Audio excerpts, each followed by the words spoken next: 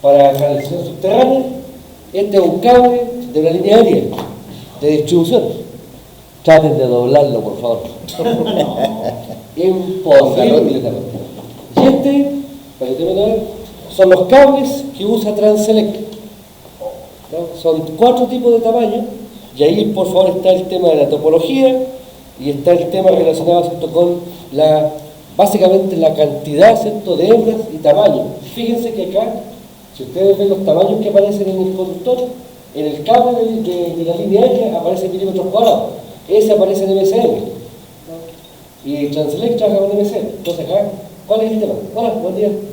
El tema es que acá tenemos en el cable monopolar, ¿cierto?, o en las líneas aéreas, no hay un estándar relacionado con el tamaño.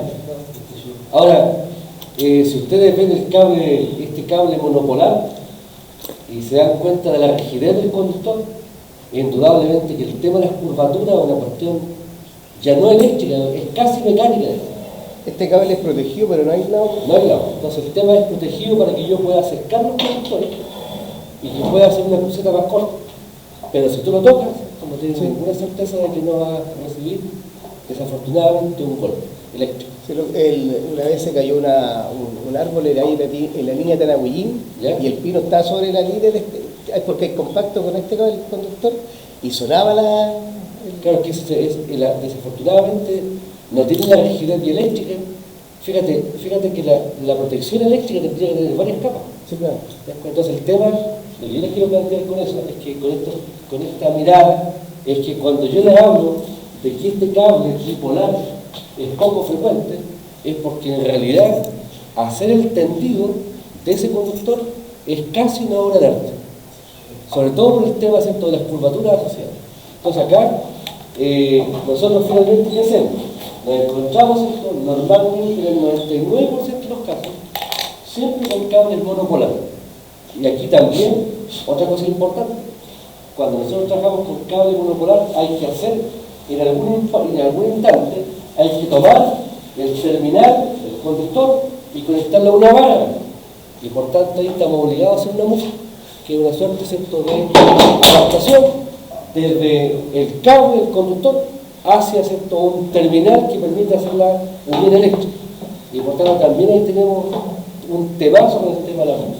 Ahora, habíamos comentado los conductores, yo he traído esto para que ustedes puedan comparar, y sobre todo, para que me entiendan, por favor entiéndanme, en el tema de los tamaños, no hay una normativa, ¿cierto?, que nosotros ocupemos regularmente. Y por tanto tenemos que movernos necesariamente de Circular Mil o MSM a milímetros cuadrados, o bien el calibre estándar AW. Y por eso es que es importante que ustedes tengan este manejo para poder moverse indistintamente de un sistema de unidades a otro. Ahora, también ayer vimos el tema relacionado con la modulación o modelamiento de una línea, y de ese contexto lo que hay que reconocer es que cuando yo tengo una línea energizada, aparece un efecto Young, un efecto inductivo y un efecto capacitivo. La conductancia igual deberíamos considerarla, porque hay un aislador de problemas. Sin embargo, nosotros no asumimos la presencia, ¿cierto?, de la fuga en el aislador, y siempre estamos considerando que la conductancia del aislador es cero, o aislador ideal. Ahora, es verdad, uno realiza una serie de trabajos regulares durante el año para el adecuado mantenimiento del aislador, de tal forma de que no se pase. Y por tanto ahí está el tema, ¿cierto?, del lavado que se hace y la mantención regular, que significa evitar que se deposite polvo en la superficie del aislador que vaya generando una pérdida de rigidez eléctrica. Ahora, acá también comentábamos, ¿qué herramienta vamos a usar para representar y analizar una línea de transmisión? Los parámetros ABCD. Este tema probablemente lo vieron ustedes en la teoría de circuito, pero si no se acuerdan, no pasa nada, porque aquí nuevamente lo vamos a repasar. Ayer incluso hicimos un pequeño ejercicio por el puro morbo de cuál sería esta matriz ABCD para el caso de una impedancia cero o un circuito cero. Y veíamos, ¿cierto?, que cuando yo tengo solo un circuito cero, yo puedo representar las variables de entrada y las variables de salida a través de una matriz 1Z01. Y por tanto, yo puedo, a través de esta matriz de 2×2, representar las relaciones entre voltaje y corriente en un circuito sin usar LVK o LSK. Y por tanto, esto, créanme, ahora uno lo ve a la distancia, pero uno después se abraza a este método, pero en forma gloriosa. ¿Por qué? Porque simplifica los cálculos. Ahora, dicho esto, lo que vamos a comenzar a hacer ahora, bueno, es ir abordando algunos conceptos vinculados con la transferencia de energía. Y por tanto, el primer concepto que vamos a ver es el concepto de la potencia compleja.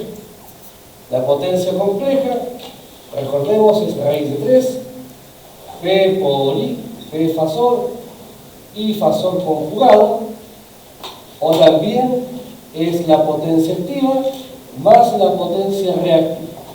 Y por tanto, yo tengo una, si lo hablamos esto en términos de estructura, esto será S ángulo phi, esta sería la forma polar, y esto es igual a P más JQ, y esta sería la forma rectangular. Por tanto, cuando hablamos de transferencia, estamos hablando de que yo puedo trabajar con una forma o la otra, indistintamente. Ahora, acá, si yo trabajo en valores reales,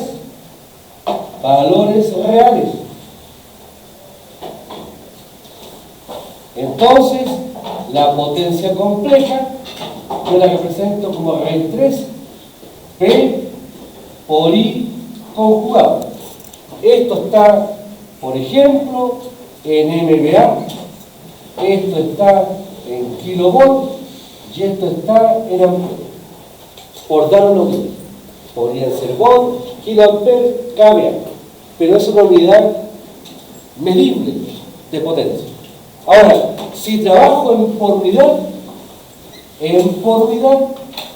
la relación es la misma, con la diferencia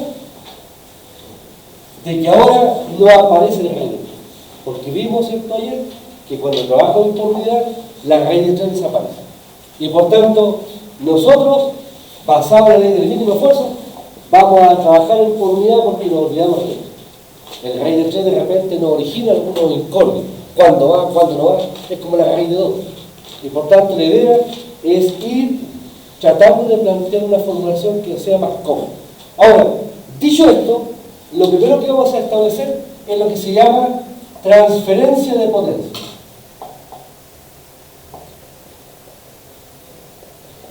Transferencia de potencia. ¿Cómo fluye la potencia activa? ¿Cómo fluye la potencia real? Y por tanto, para ello, lo que vamos a hacer es plantear... pero me faltaba... esto me faltaba comentarles. Les traje el tema del campo eléctrico, uno de repente se olvida qué efecto tiene. Aquí hay una foto. Aquí, ¿se dan cuenta que el pelo está con estática? ¿No? Se está levantando. Bueno, esta foto, fíjense que está con la cara de jolgorio, pero resulta que al momento siguiente, a estos dos chicos los golpeó un rayo. Afortunadamente vivieron. Entonces, ¿cuál es el tema de fondo acá? Que cuando nosotros hablamos de efectos capacitivos, lo que estamos hablando es del efecto del aire. El aire no es conductor, pero si empieza a generarse una carga eléctrica, desafortunadamente se puede volver. Eso es lo que vamos a ver después cuando analicemos esto. Ahora, fíjense, tenemos una alimentación trifásica, aquí tenemos una línea y tenemos un consumo trifásico. Este consumo podría ser un motor o una instalación eléctrica de una planta, una fábrica. Entonces la pregunta es, ¿cómo yo puedo definir las variables de potencia entre el punto de conexión y el punto de recepción de la energía? Y por tanto, ¿qué es lo que hacemos? aquí establecemos un modelamiento. Y este modelamiento, fíjense, nosotros podríamos tomar esta red y representarla así. Una fuente de tensión trifásica, E sub A o E sub S, E sub A, E sub B, E sub C.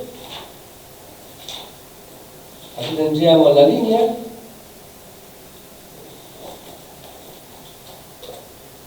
y aquí tendríamos la otra, y aquí tendríamos la carga en esto.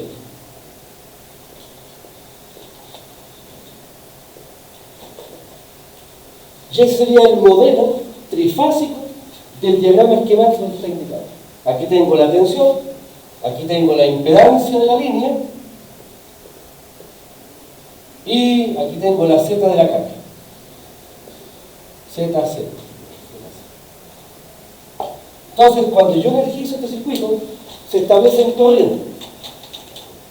Se establecen corrientes. Entonces, yo puedo identificar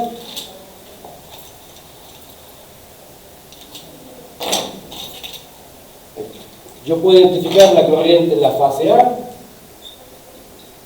la corriente en la fase B, la corriente en la fase C. Puedo identificar también el voltaje en la fase A,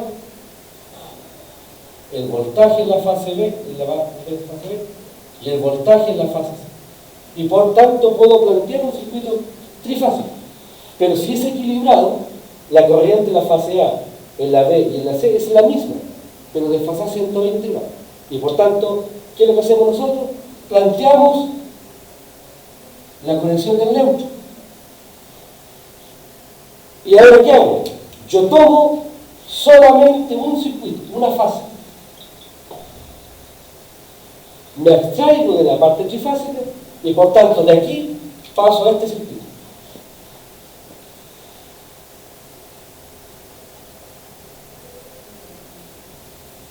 Tengo la Z, tengo la E y tengo la Z de la carga. Y aquí tendría la corriente. Y por tanto, ¿cuánto vale la corriente aquí? Ahora, fíjense, la corriente sería, y aquí tengo el voltaje en la carga, ¿ves?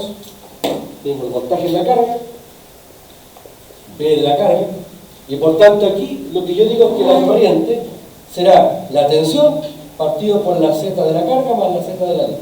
Y aplico derechamente el planteamiento fasorial, donde esta tensión, fíjense, es fase neutra, porque estoy tomando una fase respecto a la referencia. Aquí trabajo en valores reales, ampere, ohm, volt. Y la otra es la estrategia del cálculo en por unidad, que uso el mismo esquema, pero ahora, al trabajar en por unidad, estoy empleando variables de tiempo.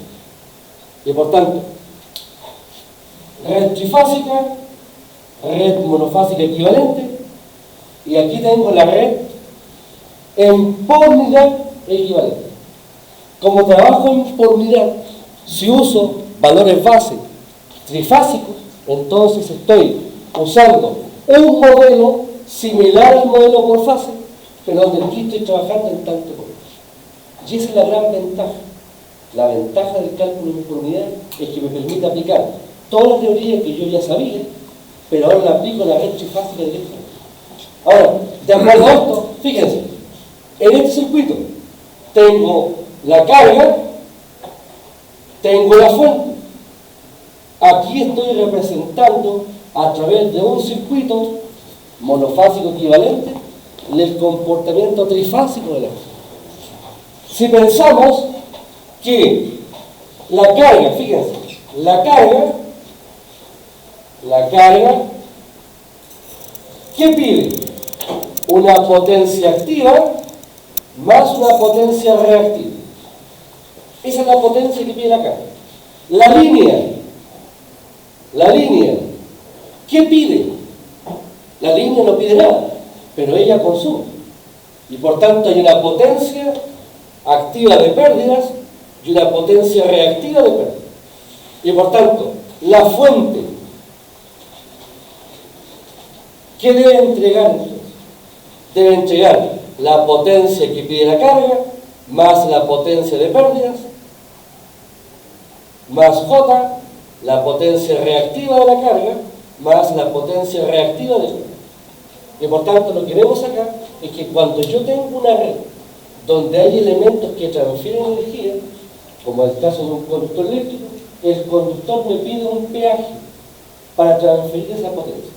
Y ese peaje se llama pérdida. Y por tanto, de acuerdo a esto, ¿qué es lo que vemos? Si yo analizo la topología de este circuito, yo puedo, en consecuencia, asignar sentidos a los flujos. La potencia, intuitivamente, va de la fuente a la carga. Yo le asigno un sentido. Y por tanto, cuando hablamos de flujos de potencia, yo tengo entonces el nudo S, donde está la fuente, aquí tengo la resistencia y la reactancia de la línea, hasta el nudo R, donde está la carga. Y por tanto, yo puedo definir la potencia PSR activa y la potencia QSR. Y aquí, por favor, el primer subíndice, ¿qué me indica? ¿Dónde estoy midiendo la potencia? El segundo índice, ¿qué indica? ¿Hacia dónde va? Y por tanto, cuando yo digo PSR, es la potencia activa, medida en el nudo S y que va hacia arriba. La potencia reactiva, Q sub SR, es la potencia reactiva, medida en S y que va hacia arriba. Bueno, si yo mido o defino esta potencia, también puedo definir la otra. PRS, QRS, potencia medida ahora en R y que va hacia S. Potencia reactiva medida en R y que va hacia S. Por tanto, yo puedo plantear sentido. Ahora que me van a hacer, bueno, ya me quedé. ¿Cuál es el sentido de esto? ¿Cuál es la aplicación? Ejemplo, fíjense. Tengo un CEP A y tengo un CEP B. El CEP A se comporta como fuente, el CEP B se comporta como carga, demanda energía. El CEP A entrega 175 megawatts. Hay una línea y llegan 172 megawatts. Si salen 175 y llegan 172, ¿qué pasa con los tres? Que quedaron, ¿dónde se fueron los 3 megawatts? Perdió la línea. ¿Se entiende? Hay una percepción de que algo se perdió. ¿Dónde se perdió? En las pérdidas ya de algo. Ahora, salen 51 MVAR y llegan 29. ¿Qué pasó con la diferencia? La diferencia se quedó en la línea. Es el peaje que me cobra la línea por transferir fuerza. Y por tanto, en este caso, fíjense, ¿cuánto vale PSR?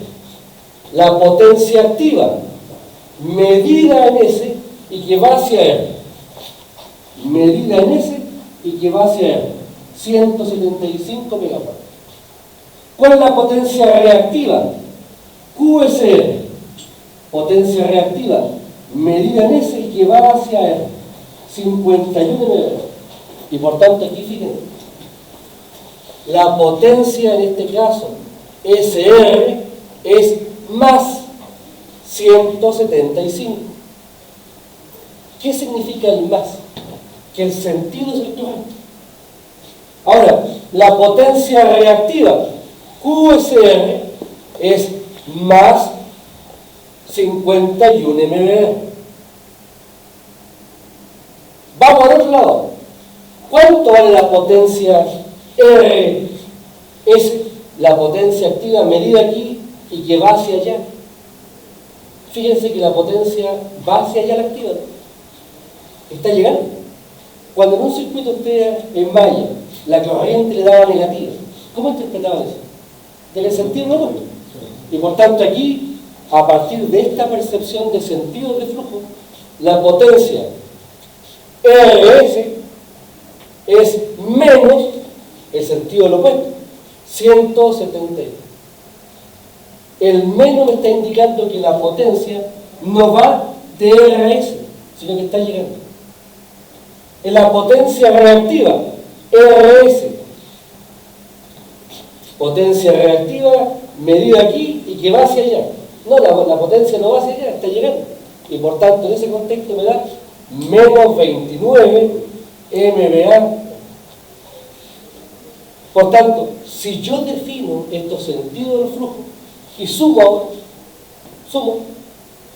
¿cuánto me da PSR más PRS? Si yo sumo, me da 3 megatones. Si yo sumo acá, QSR más QRS, potencia reactiva, ¿cuánto me daría? ¿Cuánto? 22. Esto para nosotros es un punto de inflexión, porque estamos sumando potencia, podemos calcular las pérdidas. Fíjense que aquí, estas son las pérdidas de potencia activa, esto es la potencia activa de pérdidas, y esta es la potencia reactiva de pérdidas, potencia reactiva de pérdidas. Y por favor, hemos calculado las pérdidas solamente sumando potencia, sin conocer la corriente. Antes, ¿cómo calculábamos las pérdidas? I cuadrado R por 3 o I cuadrado X por 3. Sí, fácil. Aquí lo que estamos haciendo es determinar las pérdidas de un sistema solamente sumando potencia entre uno. Y por tanto, cuando uno establece esto, establece un sistema que es bastante más simple de poder utilizar. Por tanto, en un sistema escala, ¿cómo yo determino la pérdida del sistema? O entre dos barras. Mido la potencia que salió, mido la potencia que llegó y hago la pérdida. Sin necesidad de conocer la potencia. Y por tanto, este concepto de flujo de potencia establece que las potencias de pérdida entre dos nudos es la suma de las potencias activas entre barras más la suma de las potencias reactivas entre barras. Y esto es lo que vamos a ocupar nosotros, regularlo. Ya tenemos una mirada más bien de cómo se transfieren estos flujos de potencia. Ahora bien, acá, en este contexto, así también aprovecho otra situación. Un set o un equipo se puede comportar sobreexcitado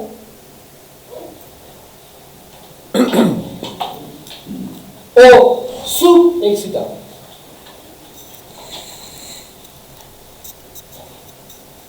Cuando hablamos de sobreexcitado o subexcitado, primero, esto se refiere solo a la potencia reactiva, solo a la reactiva. ¿Y qué decimos? Si un set o una instalación o un equipo entrega potencia reactiva, se dice que es sobreexcitado. Si un sistema o aparato o equipo consume reactivos, entonces se dice que es subexcitado. Sobre significa exceso de poder entregar. Sub significa carencia, necesita, consume. Y por tanto, de acuerdo a esto, ¿qué está haciendo el CEP A? Está entregando reactivos. Por tanto, este sistema está operando sobreexcitado. Acá, en el CP, este CEP está consumiendo reactivos. Por tanto, el sistema B opera subexcitado. También, por favor, este concepto lo van a poder encontrar en un CEP en el cual yo tengo un motor sincrónico. El motor sincrónico siempre pide P, consume P, potencia activa. Y esa potencia activa se transforma después en potencia mecánica en el eje. Pero la reactiva, este motor puede consumir reactivos y si consume reactivos, se dice que el motor sincrónico opera subexcitado. Pero este motor también puede entregar reactivos. Y se dice entonces que ese motor sincrónico opera sobreexcitado. Ahora, ¿de qué depende que entregue o con suma reactiva del valor de la corriente de campo. Acuérdense que un motor sincrónico, una máquina sincrónica, tiene una corriente de campo que yo la puedo graduar, la puedo controlar, y respecto de un valor, esa máquina puede trabajar o sobreexcitada o subexcitada. Ahora, cuando yo estoy en una planta industrial, que tiene motores sincrónicos, a mí lo que me conviene y debo tratar de hacer es que la máquina opere sobreexcitada, entregando reactivos. Porque si esta máquina entrega reactivos, me ahorro la necesidad de instalar bancos de condensación. Y por tanto, normalmente este concepto de sobreexcitado, que lo puedo aplicar a un sistema de potencia, tiene especial interés en el caso de las motores sincrónicas. Porque aquí un motor que supuestamente consume, aquí lo que estamos viendo es que entrega. ¿Pero qué entrega? Reactivo. ¿Se entiende muy fuerte el concepto? Bueno, esto lo van a comentar probablemente, o lo van a realizar nuevamente en el caso, ¿cierto?, cuando vean el tema de máquina. Pero este concepto es tremendamente significativo para nosotros. Ustedes, si van a plantas industriales donde hay motores sincrónicos, donde Fibrador, por ejemplo, tenemos necesariamente que trabajar en lo posible con una operación con la corriente de campo sobre, para que la máquina entregue reactivos. Porque eso me alivia, me evita un requerimiento de reactivos que solamente lo podría compensar a través de elementos externos que son los bancos de condensación. Ahora, tenemos la mirada y tenemos el planteamiento. Fíjense. Bueno, ¿puedo arreglar? Fíjense. Tenemos entonces en el cálculo por unidad,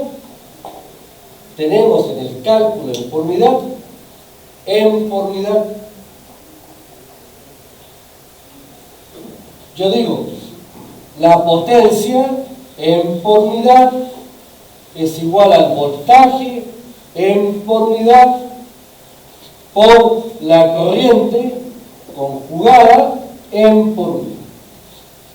Esa es la definición del cálculo por unidad. Ahora, bueno, pongámosle a esto sentido, dirección. Si yo hablo, bueno, y esto es igual a P en por unidad, más J, Q en por unidad. Esta es una expresión completamente genérica. Démosle un sentido ahora. Yo voy a hablar ahora de la potencia medida en S y que va hacia R. Le doy un sentido. ¿Qué potencia es esta? Esta potencia está siendo medida en S y va hacia R. Por tanto, si estoy midiendo en S, ¿dónde estoy parado? Estoy parado en el punto de suministro. ¿Y qué voltaje hay en ese punto? P sub S. Será entonces P sub S en por unidad por la corriente que va del nudo S al nudo R.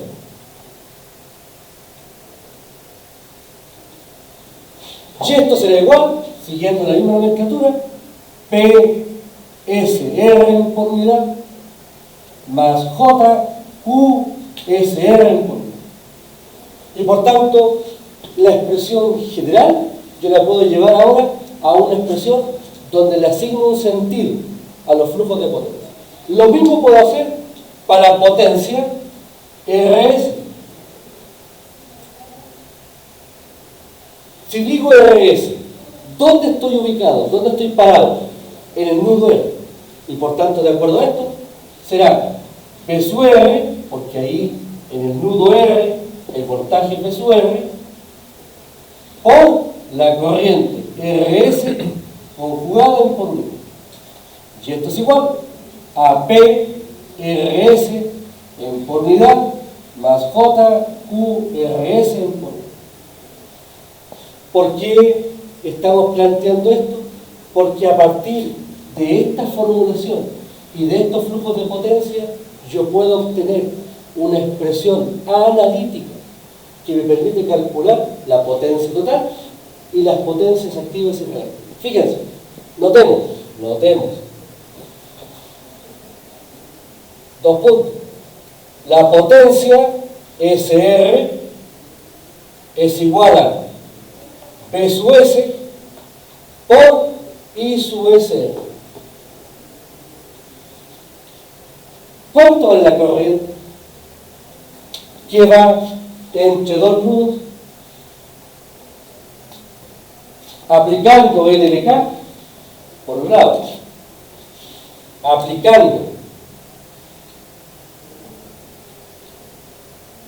LBK, yo digo P sub S, el voltaje en la fuente, es igual al V sub R más la Z de la línea o la corriente que va de SR.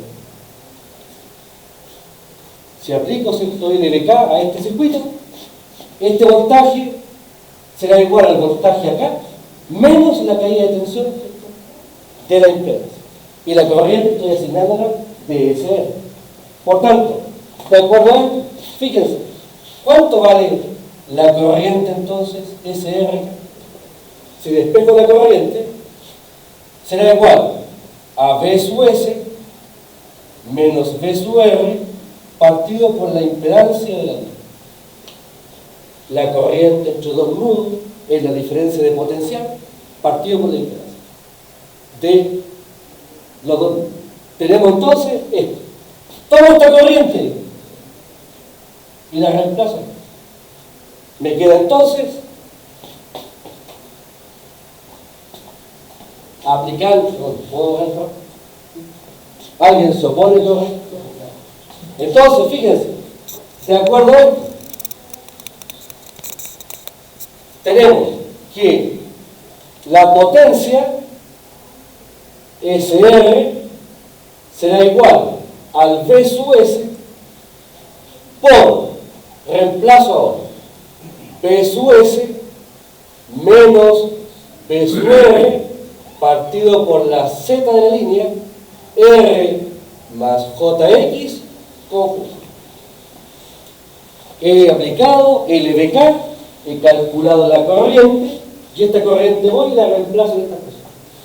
Y me queda esa expresión. Ahora,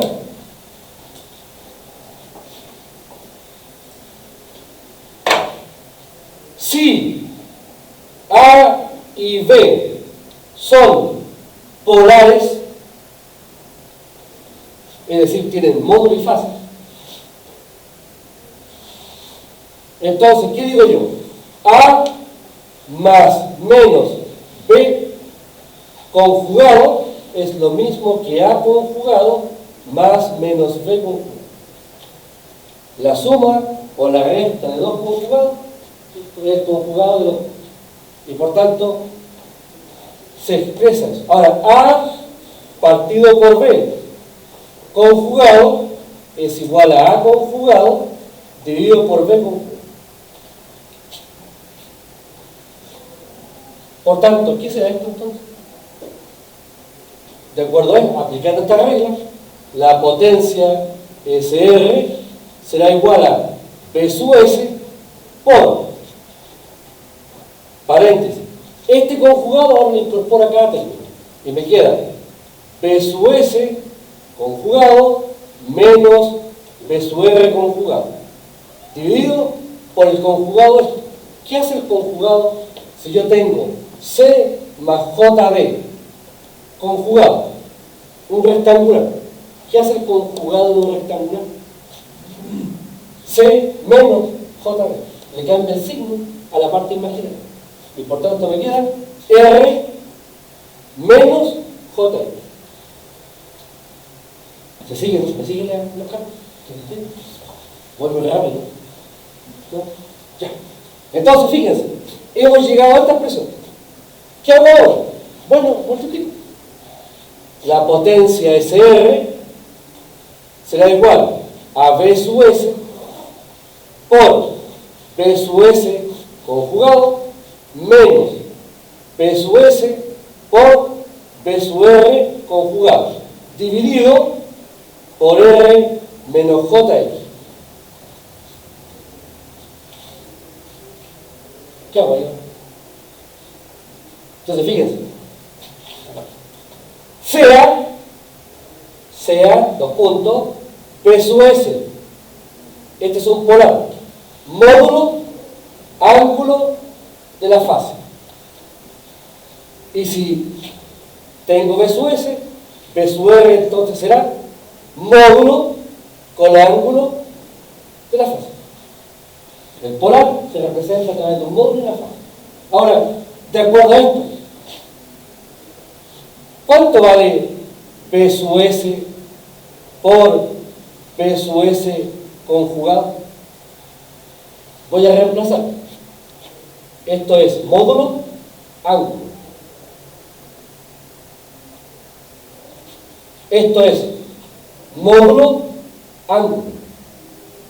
Pero acá está conjugado.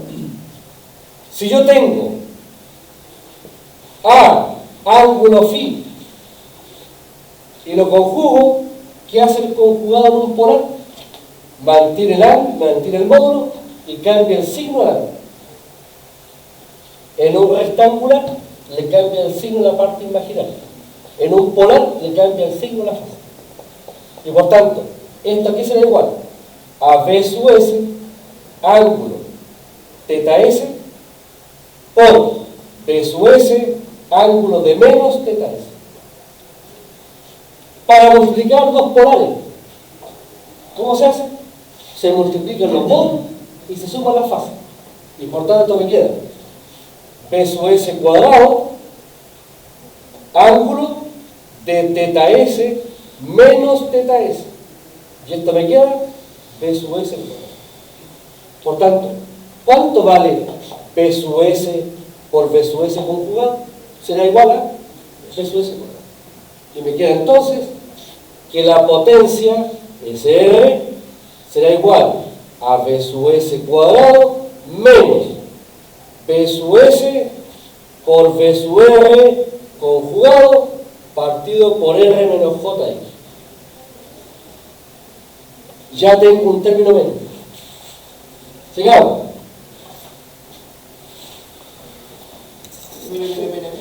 Perdón. Ahí. Perdón. Aquí arriba. Sí, arriba. Entonces, fíjense. Sea M igual a M ángulo phi. Un polar. Este polar, este elemento complejo, está en la forma polar. ¿Cómo paso esto a la forma rectangular? Ejemplo, ustedes la calculadora tienen 2 ángulos 30. Ese es un polar. Pasemos a la rectangular. Háganlo en la calculadora. Pasen el 2 ángulos 30 a rectangular. ¿Cuánto me daría? Se me hace el cálculo. Ahora aquí es importante, de aquí en adelante empezamos a usar la calculadora pero en forma intensiva, para que vayan soltando la falange. Hay que ir ejercitándose. ¿Cuánto me da el 2 ángulo 30? La parte real, ¿cuánto me daría? Sin miedo, dígamelo por favor. ¿Cuánto da? ¿Ah? 1,73. 73. Pero ¿con cuántos decimales más? ¿Ah? Raíz de 3. Raíz de 3. Más J. ¿Ah? ¿J cuánto? ¿Ah? 1. ¿Sí? ¿Te de acuerdo? ¿Le das eso? 2 ángulos de 30 pasado de la forma polar a la rectangular es raíz de 3 más J1. ¿Sí? ¿Están de acuerdo? Por favor, háganlo en la calculadora porque es para que les dé. ¿Les da o no les da? Esto va a ser un cálculo que vamos a hacer regularmente, porque es importante que no solamente lo sepan, sino que lo dominen el cálculo de pasar de rectangular a polar o viceversa. ¿Sí? Entonces, ¿estamos bien acá? ¿Sí? ¿Estamos de acuerdo? ¿Todos están de acuerdo? Sí, perfecto. ¿Alguien está en desacuerdo? ¿No? Ya. Ahora la pregunta es, ¿qué hizo la calculadora? Cuando calculó radio 3 y calculó luz. ¿Qué hizo internamente la calculadora? ¿Se han preguntado? Uno lo usa nomás. Bueno, la calculadora es el siguiente. Fíjense. Este M, que está en la forma polar, yo lo puedo pasar en la forma rectangular. ¿Cómo? M coseno de phi más J M seno de phi. Por tanto, cuando yo quiero pasar un polar a rectangular, debo hacer este cálculo.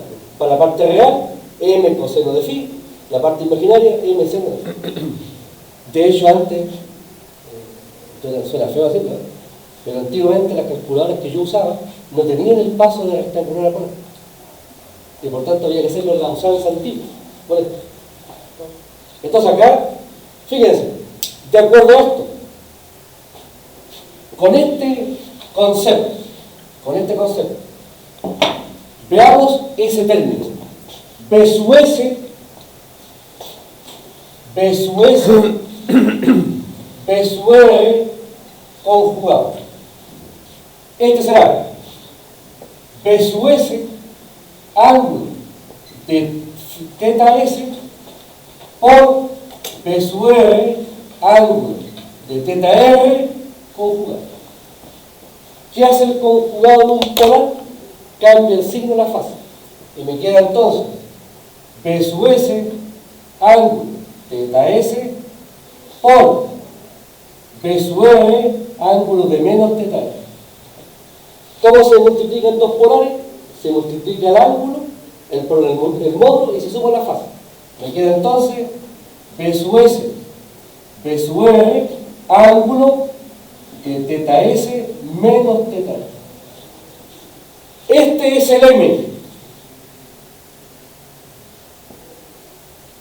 Y este es el phi. Por tanto, si aplico la analogía, ¿qué me queda entonces? Que B sub S por B sub R conjugado será igual a B sub S, B sub R coseno de teta S menos teta R más J, B sub S, B sub R seno de teta S menos teta R. Y he llegado a la descomposición de este. Todo esto lo reemplazo yo. Me queda entonces, esto será igual a B sub S cuadrado menos B sub S, B sub R coseno de teta S menos teta R menos J, B sub S, B sub R seno de teta S menos teta R. Y todo esto dividido por R menos JX. Y ya he llegado a una expresión un poquito más utilizable, pero todavía en matemáticas, ¿qué nos dijeron? Oye, por favor, evita en el álgebra tener números complejos abajo. Elimina el J de abajo, que queden todos los J arriba. ¿Cómo elimino el R menos J ahí? Aquí. Multiplicando, ¿cierto? Fíjense, si quiero eliminar el J, multiplico por R más J aquí arriba, R más J aquí arriba. Y ahí, ¿qué me queda? ¿Cuánto me da? Entonces, aquí. Me queda entonces que luego la potencia SR será igual a B sub S cuadrado más B sub S, B sub R coseno de teta S menos teta R menos J, B sub S, B sub R seno de teta S menos teta R dividido por, y aquí fíjense, ¿qué me queda abajo? Abajo me queda este producto, el producto R menos JX por R más JX, esto es multiplicación de diferencias, ¿de acuerdo? ¿Sí? Y me queda entonces R cuadrado más X cuadrado. Los términos intermedios se cancelan, porque aquí está con negativo y aquí está con positivo. Y aquí me queda positivo, ¿por qué? Porque el J por J me da menos 1. Menos 1 por menos 1 por menos me da más. Y por tanto, ese producto de abajo me queda R cuadrado más X cuadrado. Y ahora me queda arriba el R menos J. Porque el producto de abajo ya se canceló. Fíjense que ahora tengo en el divisor una J. No es J. Está bueno. ¿Qué hace el R y el X en esta expresión? Multiplica. Por tanto, esto me queda. SR será igual a R factor de B sub S cuadrado más B sub S B sub R coseno de teta S menos teta R menos J B sub S B sub R seno de teta S menos teta R. Ahí tengo el R por esto, y después me queda menos JX factor D. De nuevo, B sub S cuadrado más B sub S, B sub S, B sub R, coseno de teta S menos teta R, menos J, B sub S, B sub R, seno de teta S menos teta R. Y ahí tengo una expresión. ¿Qué hago ahora? Voy a agrupar términos que no tengan J con términos que tengan J. Fíjense, R por B sub S cuadrado, ¿tiene J? No. Por tanto, el primer término será, esto me da R B sub S cuadrado. No hay J. El segundo término tampoco tiene J. Por tanto, me queda más R B sub S B sub R coseno de teta S menos teta R. R por esto, ahí aparece J, no me sirve. Sigo acá. JX con esto, ahí tengo J, no me sirve. JX por esto, tiene J, no me sirve. Pero fíjense aquí, JX por J. J por J me da menos 1, J cuadrado menos 1. Y por tanto me queda J por J, J cuadrado menos 1. Por tanto aquí me queda menos X B sub S B sub R seno de teta S menos teta R. J por J, ¿sí? ¿no? ¿Se ven el procedimiento? He agrupado los elementos que no tienen J. Tengo este, tengo ese, y después tengo el siguiente. Este. B sub S, B sub R, etc. ¿Sí? Pero el signo negativo, ¿por menos por menos me da más. Y J por J me da menos. Ahí está ahí. A ver. Claro. Menos J.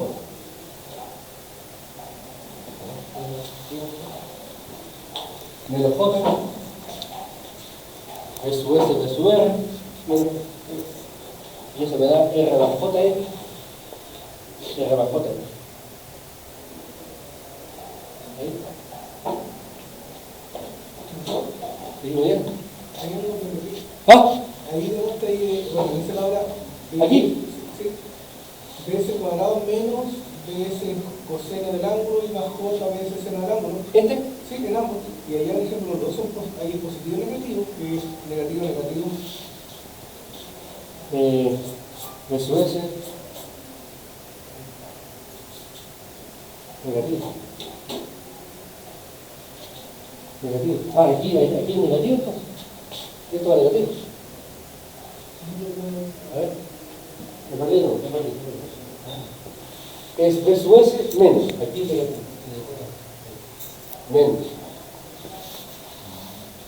Menos. Menos B sub R.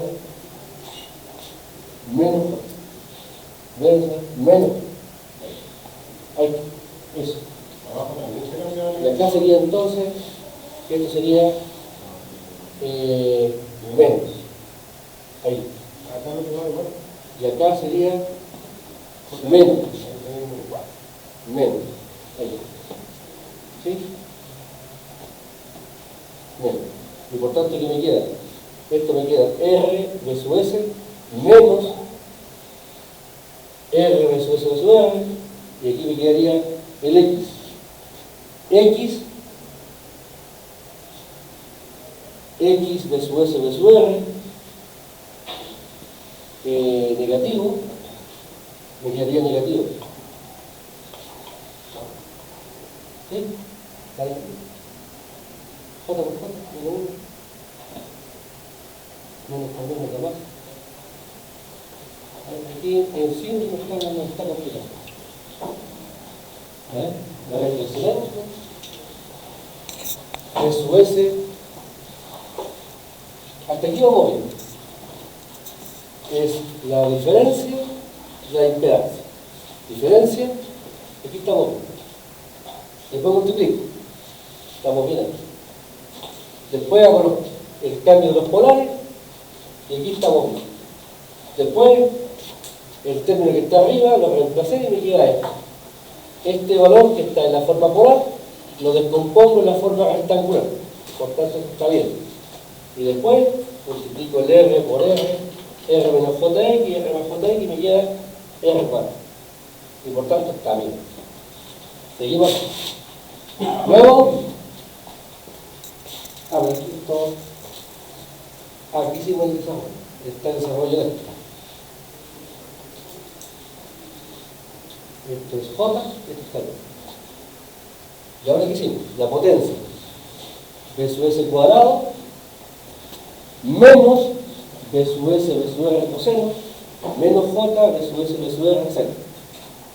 Y tengo el R cuadrado aquí abajo, y aquí tengo el R menos JX. Y después multiplico B sub S, J por J, el tema está B sub S cuadrado, menos este término por R. Ahí está. Y después me queda el JX menos JX por B sub S cuadrado menos B sub S B sub R menos J B sub S. Y por tanto, si estoy viendo la parte real, J por J me da menos 1. Y por tanto aquí el tema está en el J, en el menos J.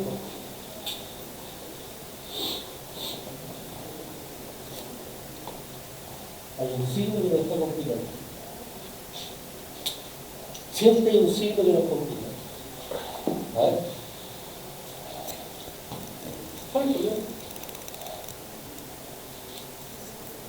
Esto lo pido de demostración. Lo estoy haciendo.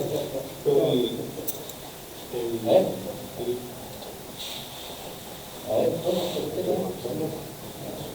El cuadrado es más que cuadrado cuando multiplica la RJ menos. Claro, aquí es R más J. R más J. Este es R más J, de todas las. Ahí, aquí está escrito. Es R más J. ¿Sí? Ahí. Y aquí me queda R B sub S cuadrado. Después me queda el R menos. Con el segundo término cambian más. Y después el R negativo. Ahí. Y ahora vamos al líquido. Será, aquí es el eje JX. Abajo hay que poner el más. Entonces aquí es, después tengo el R por este término completo. Ahí. Y después tengo JX positiva Ahí. por el mismo término. Ahí. Y ahora me queda, voy a agrupar ahora, P sub S cuadrado, después me queda menos R por esto, este tiene J, no me interesa, y aquí tengo JX, aquí si lo multiplico por este me parece J, no me interesa, por J de nuevo, y aquí me queda J por J, J cuadrado, menos 1 por ese menos me da, ahí el problema está ahí. Ahora, ese es el término sin J. Agrupemos los que están con J. Más J. Términos con J. R versus S cuadrado no tiene J. R por esto no tiene J. R por esto aquí sí hay J. Por tanto aquí me da menos R B sub S B sub R seno de teta S menos teta R. Ahí tengo, saqué el J de este 3. Acá ahora me queda más X B sub S cuadrado, y aquí tengo otro J, J con esto, menos X B sub S B sub R coseno de teta S menos teta R. Y por tanto, hemos llegado a una expresión gloriosa, ciertamente, gloriosa, donde aquí tengo un término real y aquí tengo un término que acompaña a la J. Fíjense, esto es potencia. Dijimos, voy a hacer aquí. ¿Puedo bajar aquí? ¿Se puede bajar aquí? Entonces, fíjense, dijimos, la potencia SR es P SR más J QSR. Por tanto, si yo tengo elementos o expresiones que no tienen J, corresponde a la potencia aquí. Si tengo elementos que contienen el J, corresponde a la potencia reactiva. Por tanto, por analogía, me queda entonces que PSR será igual a R P sub S cuadrado menos R P sub S P sub R por el coseno de teta S menos teta R, y el último término me queda más X P sub R P sub S, no, P sub R, sí, P sub R, P sub S, P sub R, seno de teta S menos teta R. Ahí tendría la expresión para la potencia. Y la reactiva, la que está con J, QSR, será igual a P sub S cuadrado por X P sub S cuadrado, después menos R P sub S P sub R por el seno de teta S menos teta R, después menos X P sub S P sub R por el coseno de teta S menos teta R. Ahí está. Y por tanto, cuando queremos calcular flujos de potencia activa y reactiva entre varas, tendríamos que aplicar estas cosas. Ahora, digámoslo derechamente, es poco amigable. Se ve compleja, se ve poco útil. Finalmente, uno basado en la ley del mínimo esfuerzo, ¿qué es lo que busca? Uno lo que busca, ¿cierto?, es precisión, pero también que sea útil. Entonces, de acuerdo a esto, es que nosotros aplicamos criterios.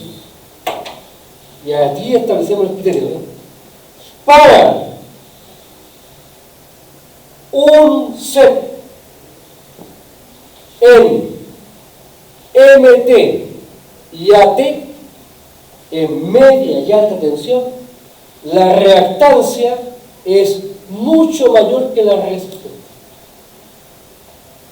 Y por tanto, en este contexto, Z de la línea, que es R más JX, yo la puedo aproximar a JX. Desprecio la resistencia.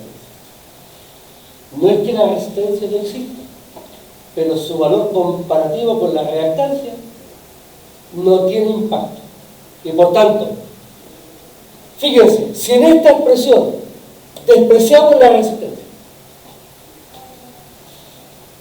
desaparece este término. Desaparece ese término. Desaparece luego la potencia SR será. Me falta aquí un divisor, ¿sí? Esto me falta dividido, ahí no me dijeron, dividido por R cuadrado más X cuadrado, R cuadrado más X cuadrado, R cuadrado más X cuadrado. Antes había que usar esa expresión gloriosa, uno se perdió. Y por tanto, fíjense, si ahora la resistencia yo la elimino del circuito, me queda X, B sub S, B sub R, seno de teta S menos teta R, dividido por X cuadrado, porque la resistencia no está. Y esto me queda partido por X, seno de teta S menos teta. Una maravilla. Y la segunda ecuación me queda QSR será igual, no hay resistencia, X B sub S cuadrado, no está este término, me queda este nomás, menos X B sub S B sub R coseno de teta S menos teta R dividido por X cuadrado. Fíjense que acá el X de arriba se va con el cuadrado, me queda la X abajo, y aquí me queda una diferencia, y me queda entonces B sub S partido por X, factor de B sub S menos B sub R coseno de teta S menos teta.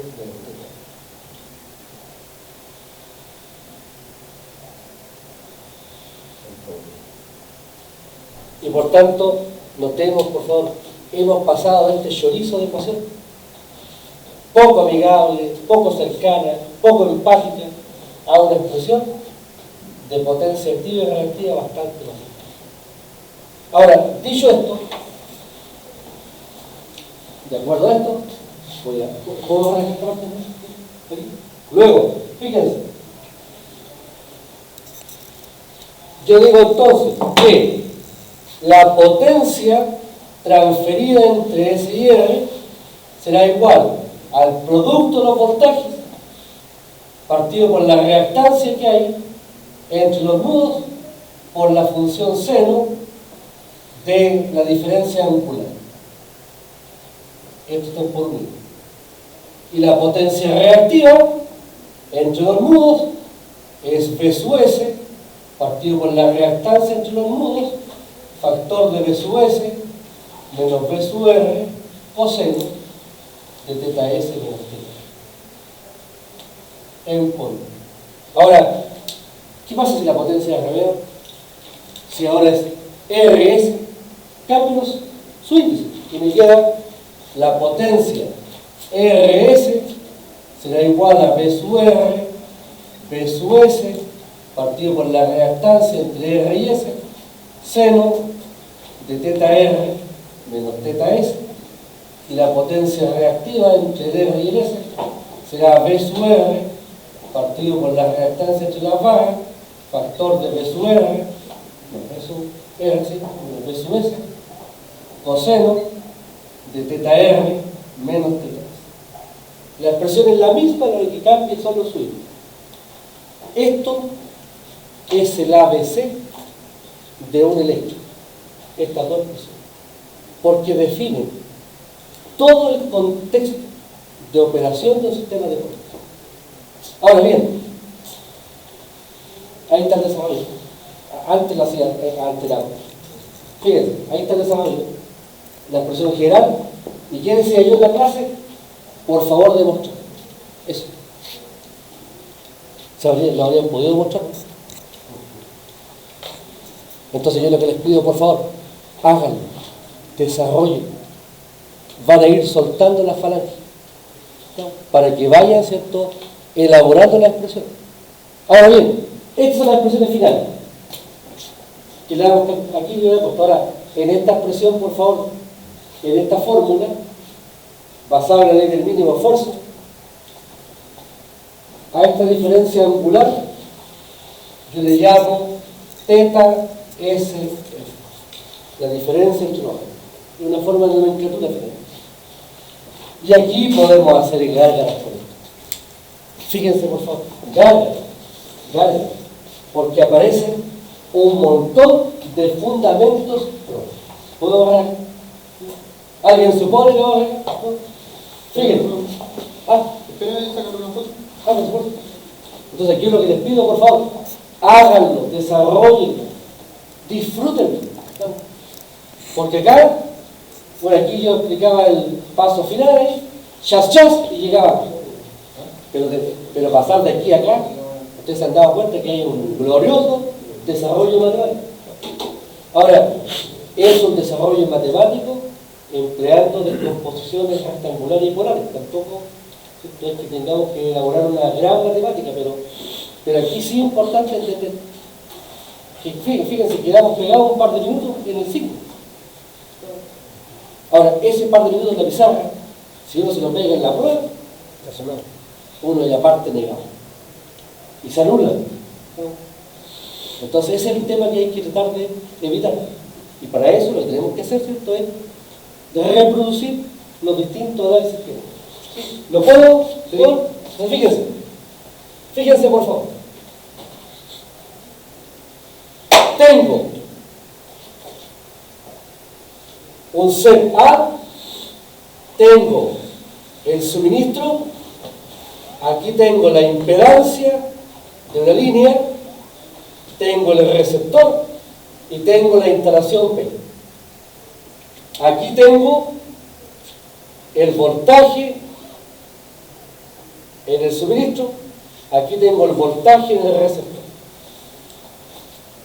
Aquí tengo, falta el color, tengo una potencia transferida, PSR, y tengo una potencia reactiva transferida, USR. Esta es la Z de la línea. Veamos la expresión de la potencia activa primero. La potencia SR, P sub S, por P sub R, partido por la reactancia, por el seno de θS menos θR. ¿Qué pasa si θS y θR son iguales?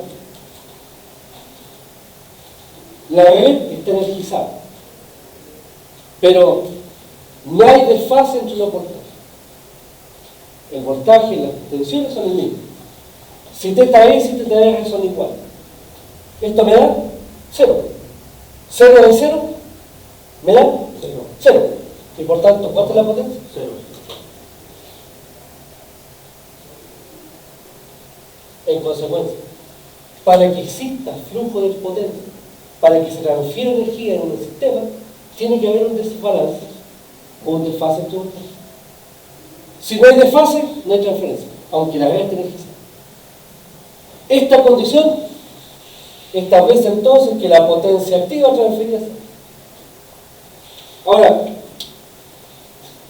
voy a hacer el paralelo. Fíjense, el paralelo. Potencia reactiva, P sub S, partido por la reactancia, factor de P sub S, menos P sub R, coseno de teta S menos teta R. ¿Qué pasa aquí si teta S igual a teta R? Fíjense, hagamos un ejercicio. Si teta S y teta R son iguales, esto me da 0.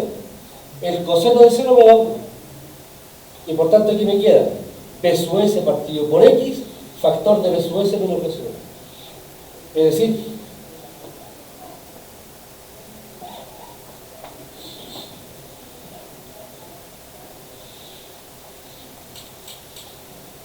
no, porque la potencia activa sea 0, no hay potencia real. Uno tiende a establecer de que si no hay flujos de potencia activa, entonces no hay real. Se manejan en forma distinta, carriles distintos. Fíjense, ¿qué pasa si teta S es mayor que teta R?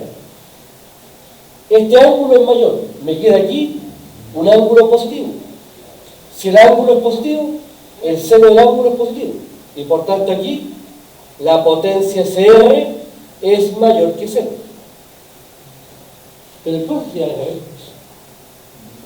¿Qué pasa si ahora teta S es menor que teta R? Si este ángulo es menor que este valor me da negativo. El seno de un ángulo negativo me da negativo. Y por tanto la potencia me da negativa. Es decir, en vez de ir, va. Por tanto, ¿cómo en un sistema de potencia controlamos el flujo de la potencia activa? Controlándola. Entonces, si yo tengo un set A y tengo un set B y yo quiero controlar la potencia activa aquí, yo pongo un transformador 220 a 220, un trafo de alta tensión que no cambia el voltaje. Uno dice, ¿y para qué tenemos un transformador de 220 a 220? ¿Cuál es el propósito de ese transformador? Bueno, ese transformador lo que hace es un trafo desfasador. ¿Qué es lo que está haciendo? Desfasar el voltaje primario y secundario. Y por tanto, al desfasar, puede hacer que el ángulo del primario esté adelantado al secundario. Y ahí la potencia va para allá. Pero si el transformador hace de que el ángulo secundario, de la tensión secundaria, esté retrasado, yo puedo producir un flujo de potencia. En consecuencia, ¿cómo podemos controlar el flujo de potencia activa? Controlando el desfase. Esto, por favor, da cuenta también de esto. NEMA 67. ¿Lo han escuchado? Bueno, este número NEMA es lo que se llama protección direccional. Yo puedo habilitar en un sistema de potencia protecciones. Y una de las protecciones es la direccional. ¿Cómo habilito la direccional? Básicamente controlando el ángulo del voltaje. Y por tanto, el próximo semestre vamos a ver en protecciones este tema, ¿cierto?, de la dirección. Yo puedo identificar dirección de corriente o de potencia. Y por tanto, con esto yo puedo proteger mi interés. ¿Ahora? Ya, me he pelado una papa ya. Ahora, fíjense, tenemos entonces que el flujo de potencia activa se puede controlar con la diferencia angular entre el punto de suministro y el punto de receptor. Ahora, fíjense acá, ¿qué pasa si teta S es igual a teta R y además B sub S es igual a B sub L. Si dijimos, si los ángulos son iguales, la potencia activa vale 0. Ahora bien, si los ángulos son iguales y los módulos son iguales, entonces ahora, en este caso, la potencia activa vale 0, la potencia reactiva vale 0.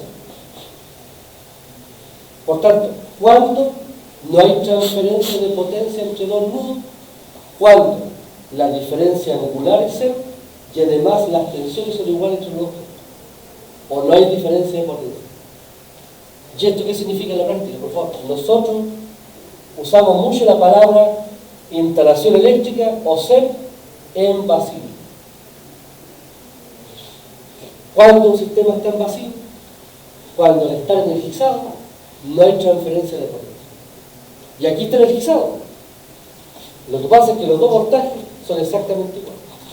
Si no hay diferencia de potencial entre estos dos, entonces la corriente que está circulando vale 0.